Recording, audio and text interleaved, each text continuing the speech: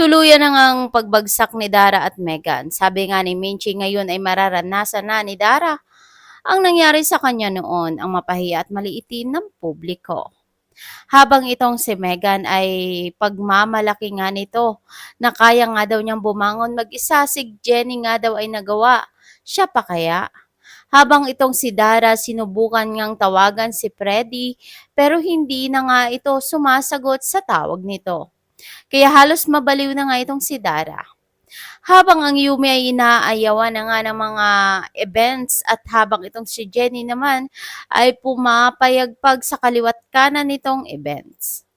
Habang si Jenny sabi nga nito na sabay-sabay daw silang nangarap at magkakasama sila hanggang dulo. Sana nga daw ay mabigyan din sila ng comeback katulad daw niya. Tuwang-tuwa naman itong lola ni Jenny na si Amelia at habang si Meghan ay nagmamasid nga ito, ay nakita nga ni Meghan na yakap-yakap ni Amelia itong si Jenny. Habang itong fan na malapit kay Meghan, sabi nito kung wala daw itong gagawin, makukuha nga daw ni Jenny ang natitira niya na ni Meghan itong si lola nitong na si Amelia. Galit na galit naman itong si Meghan na hindi daw siya makakapayag na pati daw ang lola nito ay kukunin ni Jenny.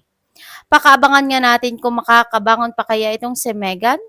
Sasabihin na kaya ni Dara ang tunay na pagkatao ni Meghan? Yan ang ating pakabangan sa mga susunod pang episode ng Born to Shine.